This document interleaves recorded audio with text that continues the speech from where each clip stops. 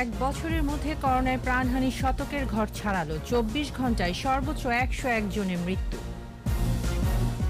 লকডাউনে প্রায় জনশূন্য রাস্তাঘাট, বিধি নিষেধ বাস্তবায়নে কঠোর অবস্থানে আইন শৃঙ্খলা বাহিনী। শনিবার থেকে প্রবাসী কর্মীদের জন্য 5 দেশে বিশেষ ফ্লাইট। দক্ষিণ কোরিয়ায় বাংলাদেশিদের ভিসা নিষেধাজ্ঞা। যুক্তরাষ্ট্রের ইন্ডিয়ানায় বন্দুকধারীর হামলায় নিহত 7, আহত অনেকে, বন্দুকধারীর আত্মহত্যা।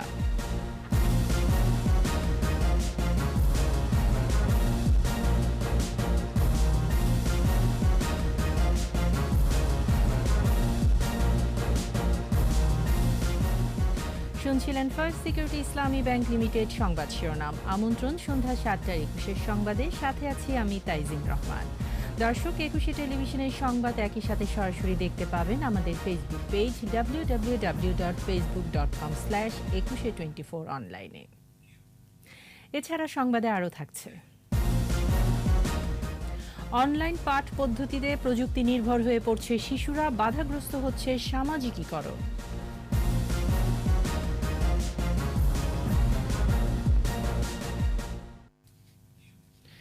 একদিনে করোনায় মৃত্যুর সংখ্যা 100 ছাড়ালো। শুক্রবার 101 জনের মৃত্যুর সংবাদ দিয়েছে স্বাস্থ্য অধিদপ্তর। এ নিয়ে কোভিড-19 সংক্রমণে মৃত্যুর সংখ্যা এখন 10,182। এদিকে নতুন করে করোনা সংক্রমিত বলে শনাক্ত হয়েছে 4,417 জন। পরীক্ষার বিপরীতে শনাক্তের হার দাঁড়িয়েছে 23.36%। রিপোর্টে আরও জানাচ্ছেন মোহাম্মদ নুর নবী। প্রতিদিনই বাড়ছে মৃত্যুর সংখ্যা। গত 24 ঘন্টায় 101 জন মৃত্যু নিয়ে করোনায় মোট মৃত্যুর সংখ্যা এখন 10,182। স্বাস্থ্য অধিদপ্তর জানিয়েছে, সবশেষ মারা যাওয়াদের মধ্যে 63 জনেরই বয়স ছিল 60-এর বেশি। 23 জনের 50 থেকে 60। আবার এদের মধ্যে 94 জনই মারা গেছেন হাসপাতালে, আর বাসায় মারা গেছেন 7 জন। গেল 24 ঘন্টায় 257টি ল্যাবে 18,707টি নমুনা পরীক্ষায় শনাক্ত করোনা রোগী 4,417 জন। পরীক্ষার বিপরীতে দৈনিক সংক্রমণ হার 23.36%, আর এ পর্যন্ত শনাক্তের হার 13.86%। সুস্থতার হার কমে এখন 84.70। মৃত্যুর হার দাঁড়িয়েছে 1.43%। গেল 24 ঘন্টায় সুস্থ হয়েছে 5,694 জন, আর মোট সুস্থ হয়েছে 6,02,908 জন। মোহাম্মদ নুরুন নবী, 21 টেলিভিশন, ঢাকা। করোনা সংক্রমণের সময়ে বিক্রি বেড়েছে জিঙ্ক, ভিটামিন সি, ডি সহ বেশ কিছু ওষুধের। ক্রেতারা বলছেন, রোগ প্রতিরোধ ক্ষমতা বাড়াতেই তারা এই ওষুধগুলো কিনছেন। এছাড়া অক্সিজেন মাপার যন্ত্র, নেবুলাইজার, মাস্ক, স্যানিটাইজারের বিক্রিও বেড়েছে বলে জানান বিক্রেতারা। মফিউর রহমানের রিপোর্ট। করোনা সংক্রমণের দ্বিতীয় ঢেউ তীব্রতর হচ্ছে। এমন পরিস্থিতিতে বিক্রি বেড়েছে ভিটামিন সহ কিছু ওষুধের। এর মধ্যে বেশি বিক্রি হচ্ছে zinc, vitamin D, vitamin C. এসব ওষুধ রোগ প্রতিরোধ ক্ষমতা বাড়ায়, ফলে করোনা সংক্রমণের ঝুঁকি অনেকটা কমে। চিকিৎসকদের এমন পরামর্শের কারণেই এই ওষুধের বিক্রি বেড়েছে বলছেন বিক্রেতারা। ডাক্তারদের সাথে একটু ফোনে কথা বলে বাট একটুখানি লিঙ্ক পেয়েছে বা পরামর্শ দিয়েছে বা কেউ একজন খেয়েছিল, করোনার সতর্কতামূলক চিকিৎসা হিসেবে নিচ্ছে। বিক্রেতারা বলছেন, কেউ কেউ নিজ উদ্যোগে সংগ্রহ করছেন এসব ওষুধ। হেক্সোফেনাডিন, আর হচ্ছে জিঙ্ক বি, আর হচ্ছে ডিরাইস 40,000 ভিটামিন, যেটা সপ্তাহে একটা খায়। এই ওষুধগুলো খুব বেশি যাচ্ছে এখন। প্রেসক্রিপশনও যাচ্ছে, আবার প্রেসক্রিপশনের বাইরেও যাচ্ছে, আর কি দুটোটা মিলেই কম বেশি যাচ্ছে। ওষুধের পাশাপাশি বিক্রি বেড়েছে অক্সিজেন লেভেল মাপার যন্ত্র, নেবুলাইজার, থার্মাল স্ক্যানার, মাস্ক ও হ্যান্ড স্যানিটাইজারের। ফলস অক্সিমিটারও চলতেছে, থার্মাল স্ক্যান হচ্ছে, ডিজিটাল থার্মোমিটার, নর্মালি ফিভার মাপার জন্য এমনিগুলাই। ক্রেতারা বলছেন, সাবধানতা হিসেবে তারা এসব ওষুধ ও সরঞ্জাম সংগ্রহ করছেন। করোনার সতর্কতার জন্য আমরা অ্যান্টিব্যাকটেরিয়াল ট্যাবলেট নিচ্ছি, তারপর জিঙ্ক নিচ্ছি, ভিটামিন সি নিচ্ছি, ভিটামিন ডি নিচ্ছি। এখন করোনার সময় শরীরে স্ট্যামিনা বাড়ানোর জন্য, যাতে করোনাটা বা কোভিড-19 যেটা আমার শরীরে ইফেক্টেড না হয়, এই জন্য আমি ডাক্তারের পরামর্শ নিছি। অক্সিমিটার, সিলিন্ডার, অক্সিজেন, এগুলো আমরা সেফটির জন্য আসলে ঘরে রেখেছি। করোনা সংক্রমণ থেকে বাঁচতে সতর্ক থাকার কথা বলছেন সকলেই। মফিউর রহমান, 21 টেলিভিশন, ঢাকা। সর্বাত্মক লকডাউনের তৃতীয় দিনে প্রায় ফাঁকা রাজধানীর সড়কগুলো। বিধি নিষেধ বাস্তবায়নে কড়াকড়ি অবস্থানে পুলিশ। সড়কগুলোতে তল্লাশি চৌকি বসিয়ে বাইরে আসা মানুষদের জিজ্ঞাসাবাদ করা হচ্ছে। উপযুক্ত প্রমাণ দিলেই কেবল চলাচলের অনুমতি পাচ্ছে। কারো কারো বিরুদ্ধে নেওয়া হচ্ছে আইনি ব্যবস্থা। গেল দুদিনের তুলনায় যানবাহনের সংখ্যা অনেকটা কম। বন্ধ রয়েছে শপিং মল ও দোকানপাট। রাসেল খানের রিপোর্ট। রাজধানী তেজগাঁ এলাকার অন্যতম ব্যস্ত সড়ক। দেশজুড়ে কঠোর লকডাউন, সঙ্গে সাপ্তাহিক ছুটির দিন শুক্রবার। সকাল থেকে সড়কে নেই যানবাহনের চাপ।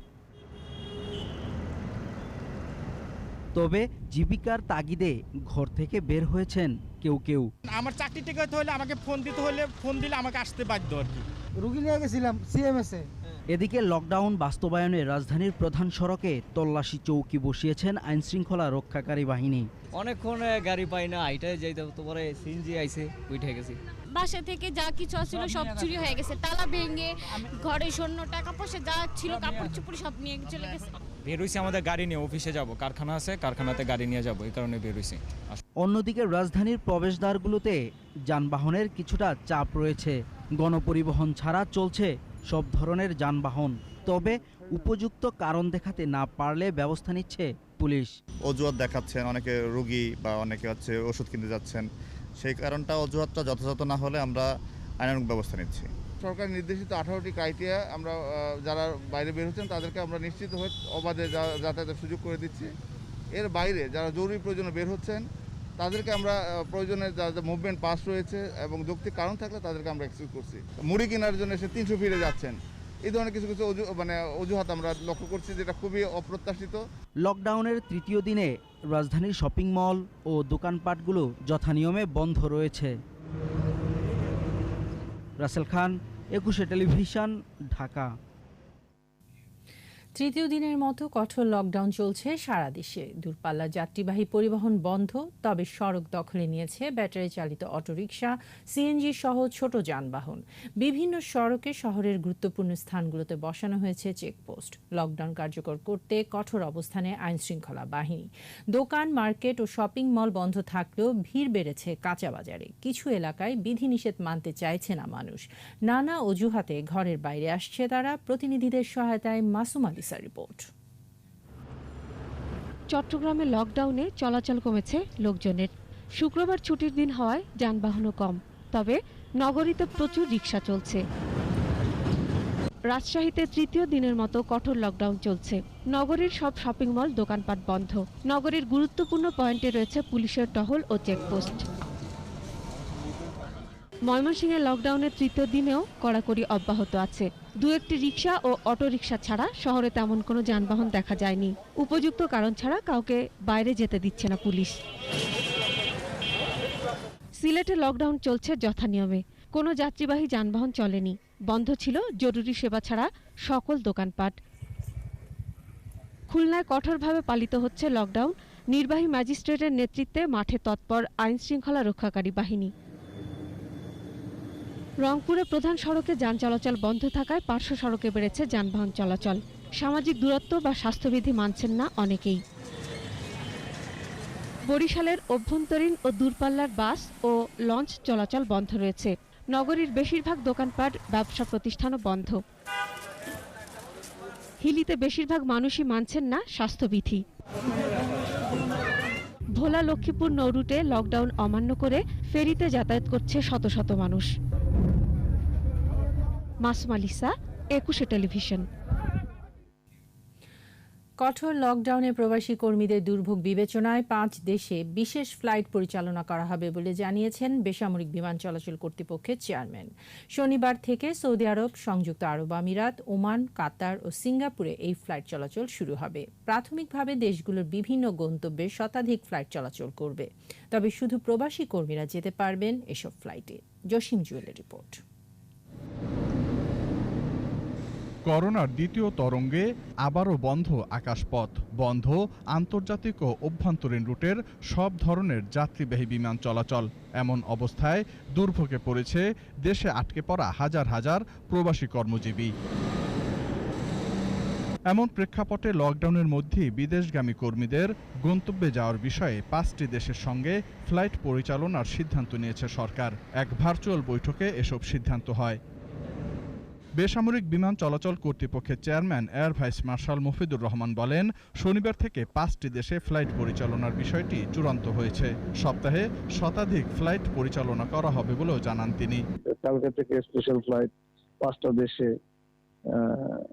এবং ওই দেশের এয়ারলাইনগুলোর মাধ্যমে এগুলো হবে, যেমন সৌদি আরবের বিমান, আর এখানে আছে তারপর কাতারের শুধু কাতার বিমান, এইভাবে আর কি ওই দেশের এয়ারলাইন্স আর বাংলাদেশের এয়ারলাইন্সের সাথে মিলে এই ফ্লাইট গুলো হবে। এসব ফ্লাইটে শুধুমাত্র প্রবাসী কর্মীরাই যেতে পারবেন বলে নিশ্চিত করেছেন বেবিচক চেয়ারম্যান। আমরা ওদেরকে পাঠাচ্ছি যারা ওখানে চাকরির জন্য যাচ্ছে। আপাতত যেহেতু আমাদের লকডাউনের ডেটটা দেওয়া আছে 20 তারিখ পর্যন্ত, আমরা 4 দিন আবার 19 তারিখে পরবর্তী ডিসিশন 19 তারিখে দেব। বিদেশগামী যাত্রীদের করোনা নেগেটিভ সার্টিফিকেট সহ সব ধরনের স্বাস্থ্যবিধি মেনে ভ্রমণ করতে হবে বলেও জানায় বেসামরিক বিমান চলাচল কর্তৃপক্ষ। জসিম জুয়েল, 21 টেলিভিশন, ঢাকা। বাংলাদেশের যাত্রীদের মাঝে করোনা শনাক্তের হার বৃদ্ধি পাওয়ায় দক্ষিণ কোরিয়ার সরকার বাংলাদেশি নাগরিকদের উপর ভিসা নিষেধাজ্ঞা দিয়েছে। সিওলের বাংলাদেশ দূতাবাস জানিয়েছে, বাংলাদেশ থেকে দক্ষিণ কোরিয়ায় আগত যাত্রীদের মধ্যে কোভিড-19 পজিটিভ শনাক্তের হার উল্লেখযোগ্য হারে বৃদ্ধি পাওয়ায় আপাতত বাংলাদেশের নাগরিকদের ভিসা দেওয়া বন্ধ আছে।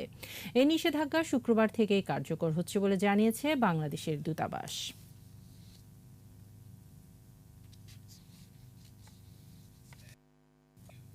নিচ্ছি প্রিমিয়ার ব্যাংক লিমিটেড সংবাদ বিরতি। নো মাস্ক নো সার্ভিস বিধি মেনে চলুন, সুস্থ থাকুন। বিরতির পর যা থাকবে: করোনা পরীক্ষার মেয়াদ উত্তীর্ণ কিট বাজারজাত, র্যাবের অভিযানে আটক 9। বেইলি রোডের ইফতার বাজারে ক্রেতা কম, স্বাস্থ্যবিধি মেনে বেচাকেনা।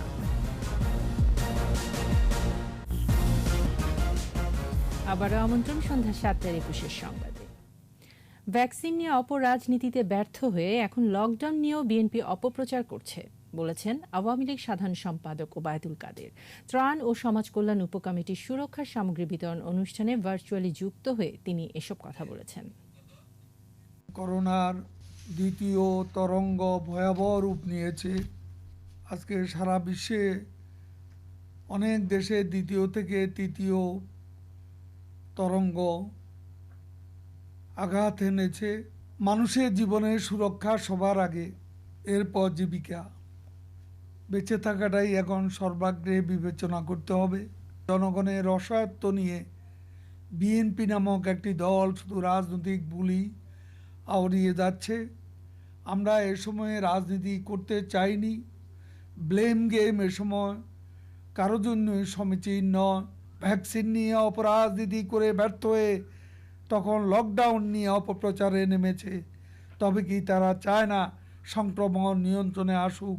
তাদের দ্বিচারিতা এবং নানামুখী বক্তব্য মানুষের ঘরে অবস্থানকে নিরুৎসাহিত করছে বলে আমাদের মনে হচ্ছে। মেয়াদ উত্তীর্ণ করোনা পরীক্ষার কিট এবং অন্যান্য মেডিকেল টেস্টিং কিট ও রি-এজেন্ট জালিয়াতির অভিযোগে 9 জনকে গ্রেফতার করেছে র্যাব। সংবাদ সম্মেলনে জানানো হয়, এসব সামগ্রী বিভিন্ন সরকারি বেসরকারি বিভিন্ন প্রতিষ্ঠানে সরবরাহ করা হতো। বিস্তারিত আহমেদ বাবুর রিপোর্টে। বৃহস্পতিবার রাজধানীর মোহাম্মদপুর ও বনানীতে অভিযান চালায় র্যাব। এ সময় বিপুল পরিমাণ অনুমোদনহীন মেডিকেল ডিভাইস, ভেজাল ও মেয়াদোত্তীর্ণ মেডিকেল টেস্টিং কিট ও রিএজেন্ট সহ 9 জনকে আটক করা হয়।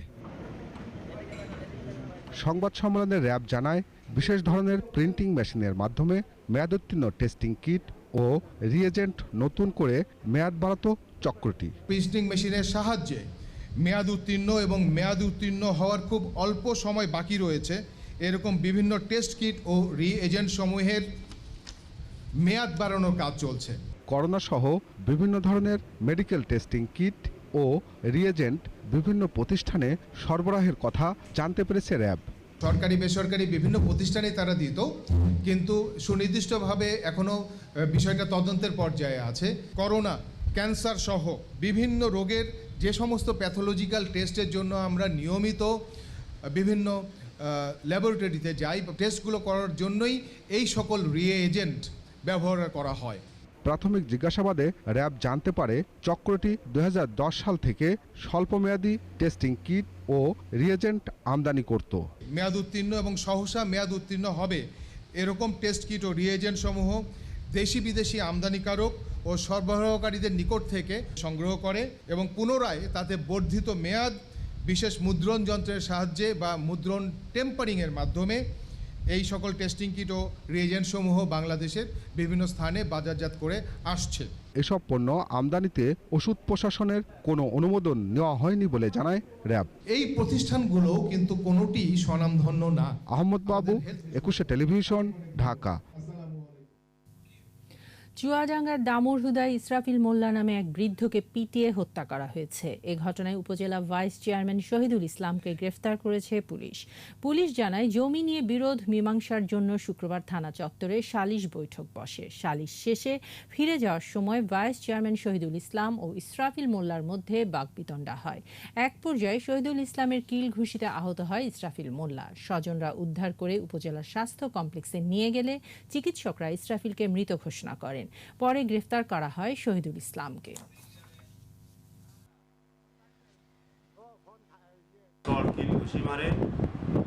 পরবর্তীতে সে অসুস্থ হয়ে যায়। পরে তার আত্মীয়স্বজন তাকে দামোদর স্বাস্থ্য কমপ্লেক্সে নিয়ে যায়।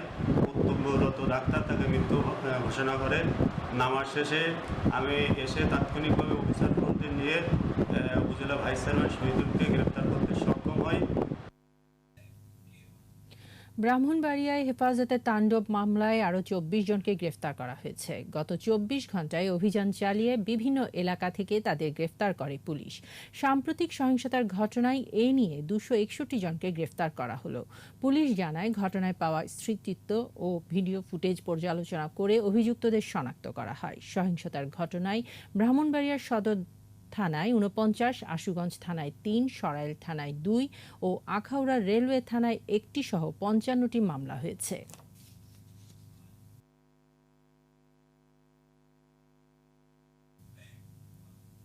পুরান ঢাকার ঐতিহ্য আর নতুন ঢাকার আভিজাত্যের মিশেলে তৈরি হয় রাজধানীর বেইলি রোডের ইফতার। বাহারি সব ইফতার সামগ্রী নিতে এবার তেমন ভিড় নেই দোকানগুলোতে। দোকানিরা বলছেন, করোনা স্বাস্থ্যবিধি মেনেই ইফতার বিক্রি করছেন তারা। এছাড়া অনলাইন অর্ডারেও ইফতার সামগ্রী যাচ্ছে। মফিউর রহমানের রিপোর্ট। রাজধানীর বেইলি রোডের ইফতার কিনতে প্রতি বছরই ক্রেতাদের উপচে পড়া ভিড় থাকে দোকানগুলোতে। এবার নেই সেই চেনা পরিচিত রূপ। করোনায় স্বাস্থ্যবিধি মেনে হচ্ছে বেচাকেনা। ক্রেতা কম, আয়োজনও কিছুটা কম। তবে যা আছে থরে থরে সাজিয়ে রেখেছেন দোকানিরা। ছোলা, পেঁয়াজু ছাড়া বিক্রি হচ্ছে মাংসের রোস্ট, কলিজা ভুনা, মগজ ভুনা সহ নানা মুখরোচক সামগ্রী। রয়েছে নানা স্বাদের পিঠাও। বিক্রেতারা বলছে, কোভিডের কারণে বিক্রি কিছুটা কম, তবে অনলাইনে অর্ডার ভালোই আছে। আমাদের আশানুরূপ বিক্রি হচ্ছে না, ক্রেতার সংখ্যা খুবই কম, কারণ মানুষ সবাই একটা আতঙ্কের ভিতরে আছে। অনলাইনে করছি আমরা, মোটামুটি রেসপন্স ভালো।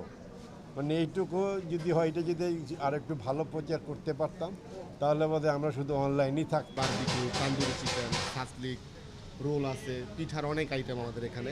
বিভিন্ন প্রয়োজনে বের হওয়া ব্যক্তিরাই মূলত কিনছেন এই ইফতার সামগ্রী।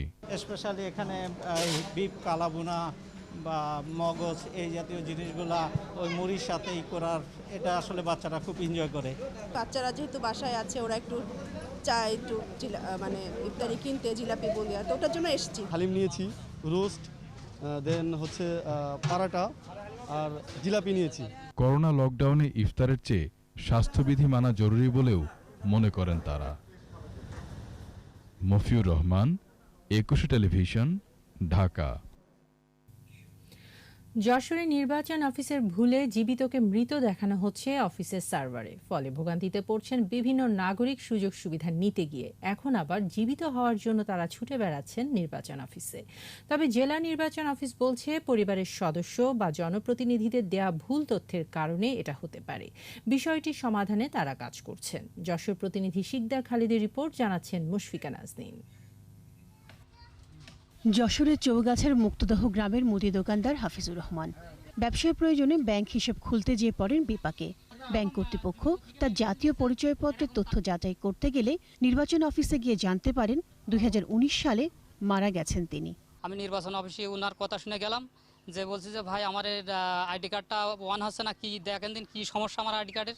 ভালো করে ক্লিক করে দেখে বলছে যে 2019 সালে আপনার মৃত দেখানো হয়েছে কাগজ কলমে। হাফিজুরের মতো জীবিত থেকেও মৃত জীবনযাপন করছেন ঝিকরগাছার স্কুল শিক্ষক মোহাম্মদ বজলুর রহমান, আব্দুল জলিল, গৃহিণী মর্জিনা বেগম। ওরা বললেন নির্বাচন অফিসে যাওয়ার জন্য। আমি সেখানে গেলাম, যাওয়ার পর বললে উনি বললেন আপনি মৃত।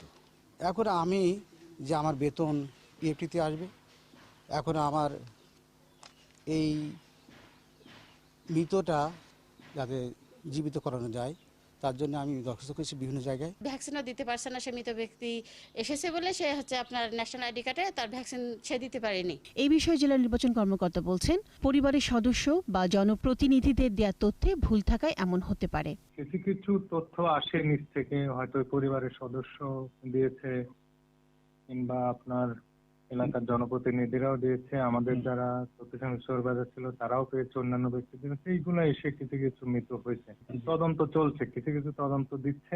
জেলার বিভিন্ন উপজেলায় এখন পর্যন্ত 4 জন জীবিত ব্যক্তিকে মৃত দেখানো ছাড়াও বেশ কয়েকজনকে দ্বৈত ভোটার দেখানো হয়। মুশফিকা নাজনীন, 21 টেলিভিশন। করোনা ভাইরাসের ভয়ঙ্কর পরিস্থিতিতে দেশের শিক্ষা প্রতিষ্ঠান টানা বন্ধ রয়েছে 1 বছরেরও বেশি। অনলাইন পাঠ গ্রহণ পদ্ধতিতে প্রযুক্তি নির্ভর হয়ে পড়ছে শিশুরা। ব্যাহত হচ্ছে স্বাভাবিক কাজ ও পড়াশোনা। এতে সামাজিকীকরণ কিছুটা বাধাগ্রস্ত হচ্ছে বলে মনে করেন সমাজবিজ্ঞানী। তবে দুর্যোগে শিক্ষার্থীদের ঝুঁকিতে না ফেলে পাঠদানের পাশাপাশি মানসিক ও সামাজিক বৃদ্ধিতে সহায়ক অনলাইন কার্যক্রম চালিয়ে যাচ্ছেন বলে জানান শিক্ষকরা। বিস্তারিত শাকিরা আরজুর রিপোর্টে। সকাল সকাল ঘুম থেকে উঠেই ব্যাগ কাঁধে স্কুলে দৌড়ায় না শিক্ষার্থীরা। তাই স্কুলের বন্ধুদের সাথে খুনসুটি আর আড্ডাও দেয়া হয় না। বাসায় ভালো লাগে না, সারাক্ষণ ইন্টারনেটে বসে থাকতে হয়, পড়াশোনা করতে ভালো লাগে না। অনলাইনে আমাদের ক্লাস হয় প্রতিদিন, কিন্তু স্কুলের মতো মজা অনলাইনে আসে না। বিশ্বব্যাপী করোনা দুর্যোগে দেশের শিক্ষা প্রতিষ্ঠান বন্ধ রয়েছে 1 বছরেরও বেশি। পরিবর্তন এসেছে পাঠদান কর্মসূচিতেও। অনলাইন পাঠ গ্রহণে আর পদ্ধতিতে প্রযুক্তি নির্ভর হয়ে পড়ছে শিশুরা। বাবার ফোনে অবসর সময় গেম খেলি এবং পড়াশোনা করি। আমার প্রিয় খেলা ক্রিকেট, সেটা অনেকদিন ধরেই খেলতে পারছি না। পড়ালেখা, ঘুম, খাওয়ার সময়ও তাই হেরফের। ইন্টারনেটের দুনিয়ায় সময় কাটাচ্ছে বেশি। তাদের স্বাভাবিক জীবনযাপন ছিল সেটি কিন্তু দারুণভাবে ব্যাহত হচ্ছে গত 1 বছর ধরে। ব্যাহত হচ্ছে স্বাভাবিক রুটিন কাজ, পড়াশোনা। এতে সামাজিকীকরণ কিছুটা বাধাগ্রস্ত হচ্ছে বলে মনে করেন সমাজবিজ্ঞানী। স্কুল একটা কিন্তু বড় রকমের আপনার সামাজিকীকরণের একটা প্রতিষ্ঠান। সামাজিকীকরণের ওই দিকটা তাদের ব্যাহত হয়েছে। শিশুদের মধ্যে একটা সচেতনতা নিয়ে আসতে হবে যে কিভাবে সে করোনা আক্রান্ত হতে পারে এবং কতটা নিরাপদভাবে সে অন্যের সাথে মিশতে পারে। তবে পাঠদানের পাশাপাশি করোনায় শিক্ষার্থীদের মানসিক ও সামাজিক বৃদ্ধিতে সহায়ক অনলাইন কার্যক্রম চালিয়ে যাচ্ছেন বলে জানান শিক্ষকরা।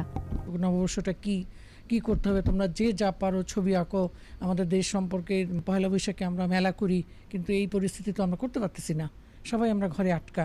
তো ওরা তো একদম অস্থির হয়ে যাচ্ছে। তো লেখাপড়ার পাশাপাশি স্বাভাবিক একটু আনন্দ দেওয়ার একটা চেষ্টা মাত্র।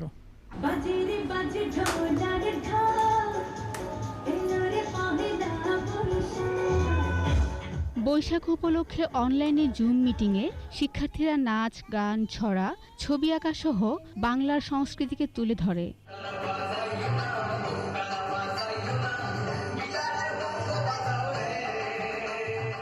করোনা দুঃসময় কেটে উঠবে নতুন সূর্য।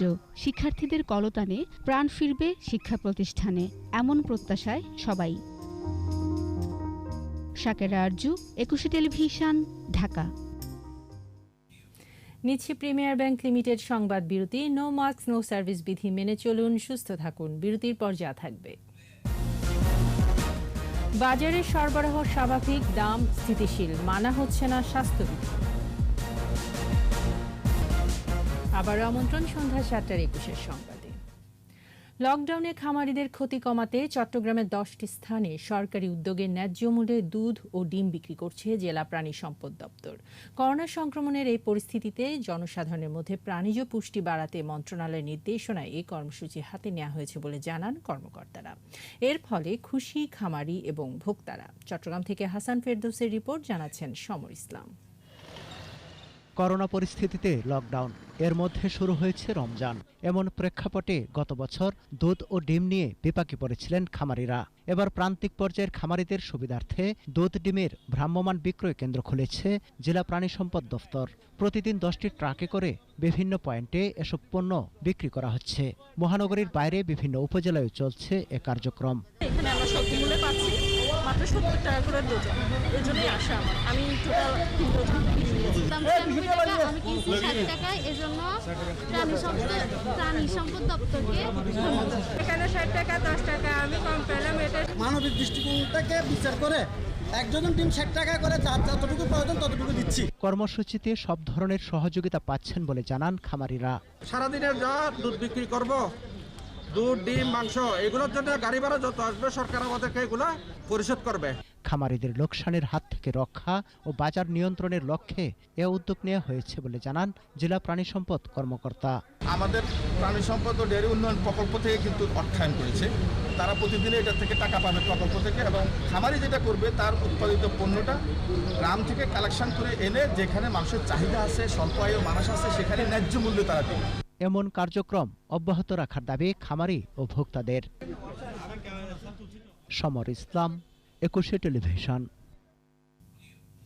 এবার ব্যবসা বাণিজ্যের খবর।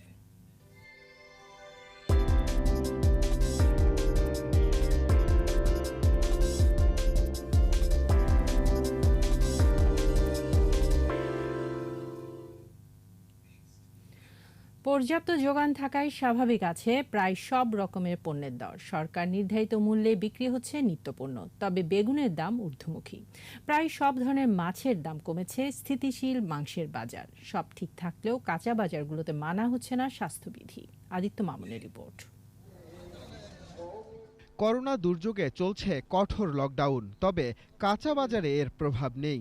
লকডাউন পরিস্থিতিতে রমজান, এমন প্রেক্ষাপটেও বাজারে পণ্য সরবরাহ পর্যাপ্ত, দামও স্থিতিশীল। রোজায় মাংসের চাহিদা বাড়ে, সেই বিবেচনায় বাজার স্থিতিশীল। ব্রয়লার মুরগি বিক্রি হচ্ছে 140 থেকে 150 টাকায়। গরু এবং খাসির মাংসের দাম স্বাভাবিক থাকলেও ক্রেতা কম। ব্যবসা নেই বলছেন দোকানিরা। খাসির গোস্ত 900 টাকা কেজি আর ছাগলের গোস্ত 800 টাকা কেজি। গরুর মাংস 580 থেকে 550। মাছের দাম গত সপ্তাহের চেয়ে কমেছে জানালেন ক্রেতা বিক্রেতা। তেলাপিয়া পাঙ্গা যেটা মনে করেন বিক্রি হতে 150-140, এখন বর্তমানে তেলাপিয়ার 110-20 টাকা বিক্রি হতেছে। মাছের দামটা রিজনেবল, মাংসের দামটা রিজনেবল, মুরগির দামটা রিজনেবল, আর সবকিছুর দামই বৃদ্ধি। সরকার নির্ধারিত মূল্যে বিক্রি হচ্ছে ডাল, ছোলা, চিনি সহ অন্যান্য পণ্য সামগ্রী।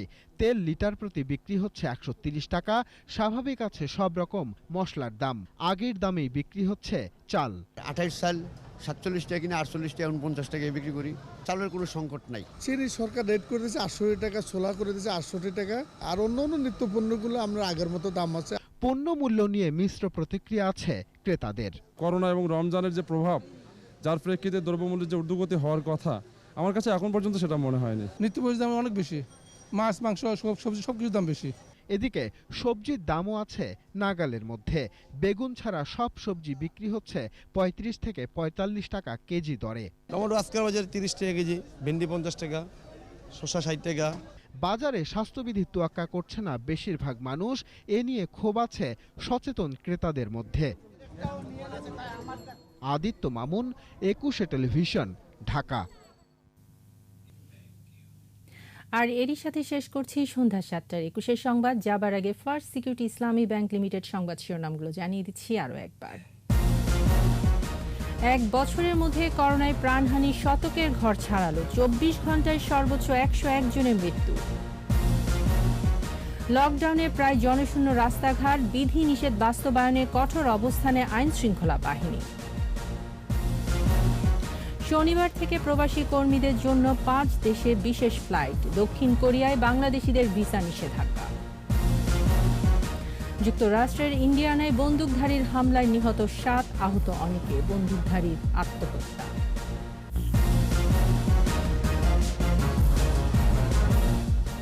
সর্বশেষ খবর জানতে ডায়াল করুন 2021 নম্বরে আর ভিজিট করুন ekushe-tv.com এই ওয়েবসাইটে। এছাড়া ফেসবুকে লগ ইন করতে পারেন facebook.com/ekushe24 অনলাইনে। পরের সংবাদ রাত 9টায় দেখার আমন্ত্রণ রইল। স্বাস্থ্যবিধি মেনে চলুন, সুস্থ থাকুন।